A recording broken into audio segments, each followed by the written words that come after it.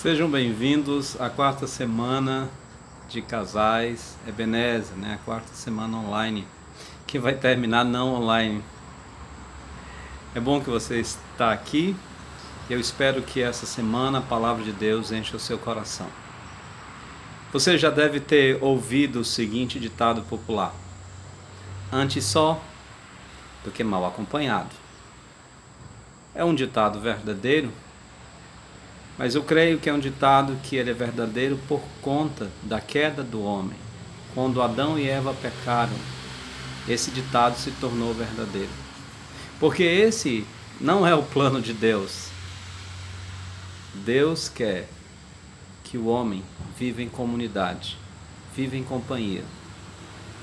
Sim, melhor é serem dois do que um só. Essa semana nós queremos abordar a importância do companheirismo e como o casamento é uma providência de Deus para esse companheirismo entre um homem e uma mulher e a consequência disso é o companheirismo na própria família.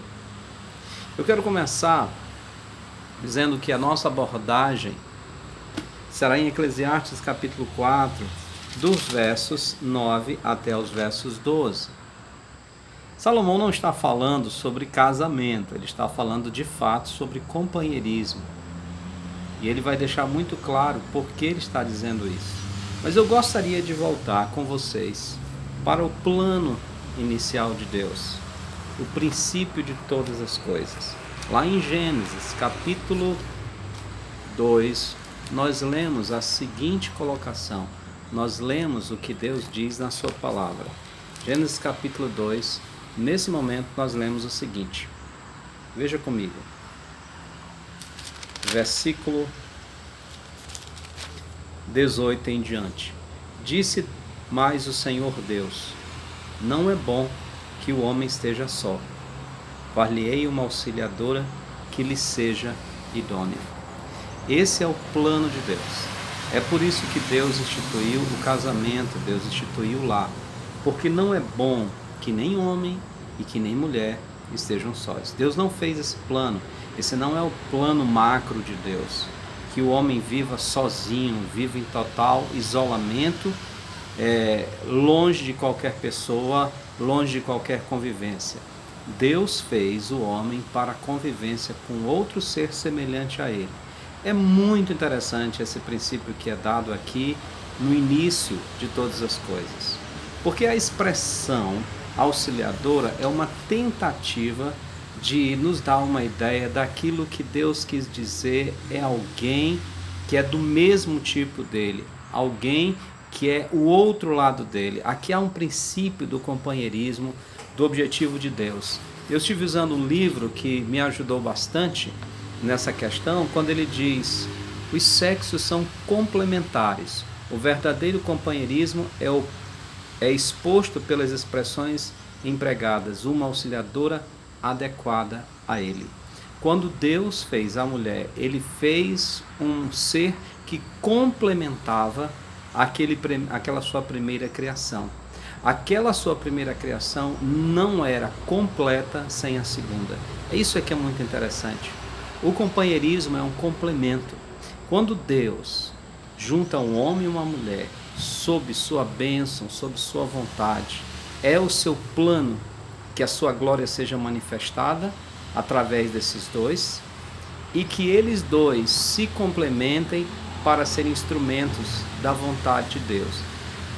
Eu acho tão interessante como esse companheirismo é muito importante para a família, porque homem e mulher são a imagem e semelhança de Deus. Não apenas o homem, mas a mulher também.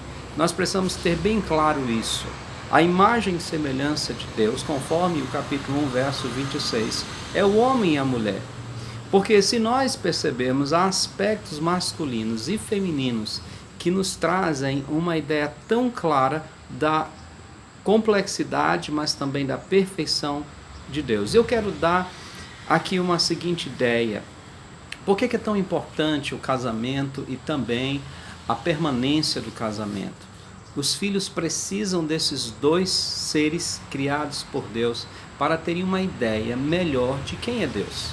Sim, Deus usa essa parceria essa união, essa unidade, para que os seus filhos reflitam aos seus filhos, né, as suas crianças, quem é Deus. E vamos tomar um exemplo muito clássico, isso não quer dizer que é assim em toda a família, mas exemplo muito clássico para você perceber, né? Nós, como seres humanos, temos muita dificuldade de mostrar graça, misericórdia ou justiça e misericórdia ao mesmo tempo. De sermos uma pessoa responsável quanto à verdade, mas também responsável quanto ao amor.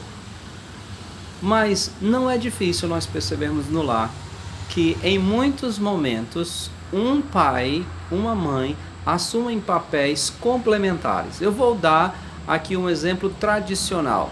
Geralmente os filhos da casa têm um medo do pai, não é? Aquela autoridade, aquela questão mais séria, aquela voz mais potente, e os filhos têm um certo medo, e muitas vezes quando querem chegar ao pai fazem isso pela mãe, né?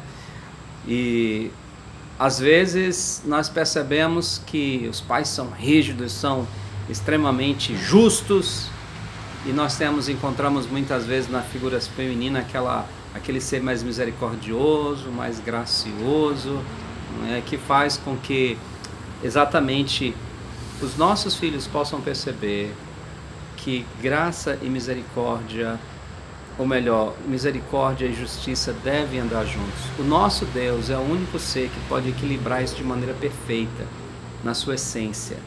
E é por essa razão que homens e mulheres são a imagem e semelhança de Deus. Você percebe isso claramente. É por essa razão que uma criança criada só por homens ou só por mulheres serão sempre deficientes de ver esse plano maravilhoso que Deus fez para a vida da formação desse ser. Porque é ambos que demonstram a glória de Deus, a imagem de Deus. Eles se complementam. O companheirismo que Deus quer para o casal é isso, é que eles trabalhem juntos para demonstrar quem é Deus na vida dos seus filhos, em especial dos seus filhos e dos seus familiares.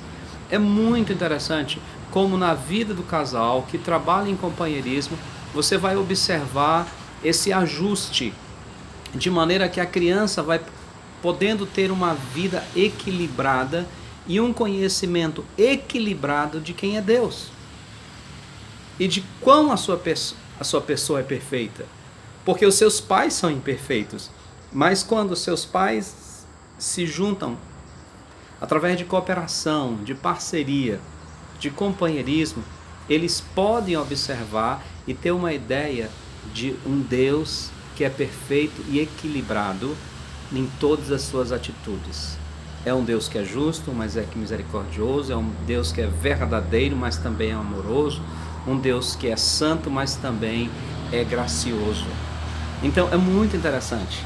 Então esse companheirismo que o casal tem que buscar, que foi quebrado lá no Éden, quando ambos pecaram contra Deus e começou a intriga, começou os problemas, porque não houve o companheirismo ali no capítulo 3, mas quando Cristo resgata o casal deve buscar o companheirismo, de maneira que aquilo que Deus planejou para eles, que é o complemento, um complementando o outro, a fim de serem perfeitos para Deus, aconteça na vida, no lar. É incrível que quando o pecado entra, cada um está buscando os seus próprios objetivos.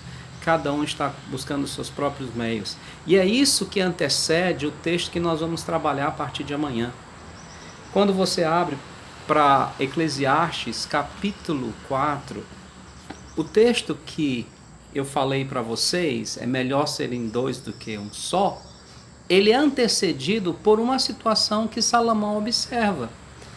No verso 4, ele diz o seguinte: então vi que todo trabalho e toda destreza em obras provém da inveja do homem contra o seu próximo. Também isto é vaidade, correr atrás do vento. Por outro lado, o tolo cruza os braços e come a própria carne, dizendo: melhor um punhado de descanso do que ambas as mãos cheias de trabalho e correr atrás do vento. E aí ele entra no assunto que ele vai contrapor depois. Então considerei outra vaidade, outra inutilidade, outra coisa sem sentido debaixo do sol. Isto é, um homem sem ninguém, não tem filho, nem irmã, contudo não cessa de trabalhar, e seus olhos não se fartam de riqueza, e não diz: para quem trabalho eu, se nego à minha alma os bens da vida? Também isto é vaidade e enfadonho trabalho. Salomão confronta aqui, observando o egoísmo do homem, que ele fala lá no início. Muito do trabalho do homem, muito do trabalho das pessoas provém de inveja, provém de puro egoísmo. E muitas vezes o lar está cheio de egoísmo. Sabe quando isso acontece?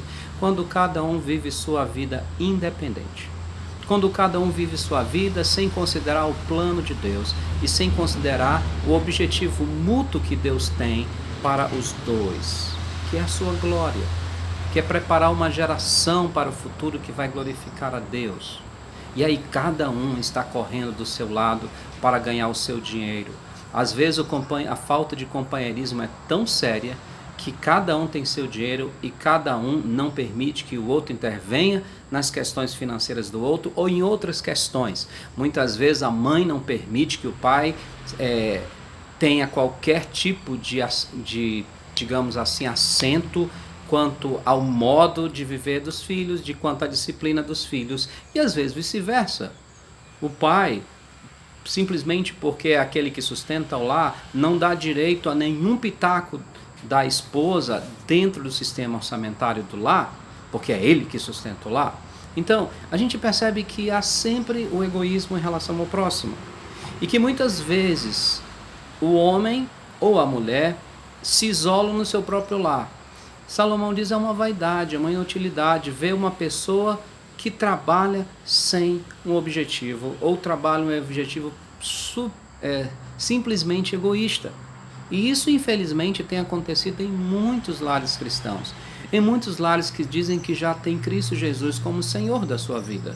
Infelizmente, não são companheiros, não são parceiros, são pessoas isoladas dentro do mesmo teto.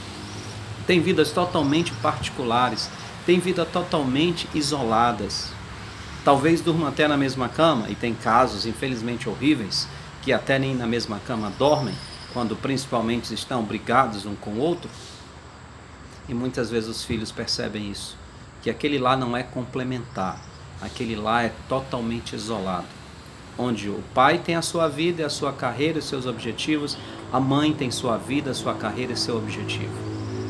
Infelizmente, isso é fruto do egoísmo, e é inútil, é em vão, é sem sentido, e é pecado, porque é contra o objetivo que Deus deu na sua palavra.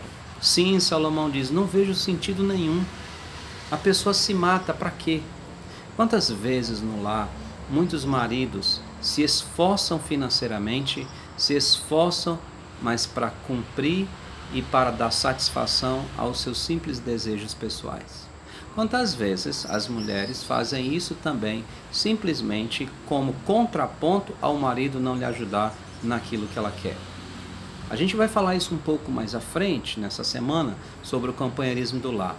Mas pense, antes só do que mal acompanhado, esse é um provérbio onde o pecado domina.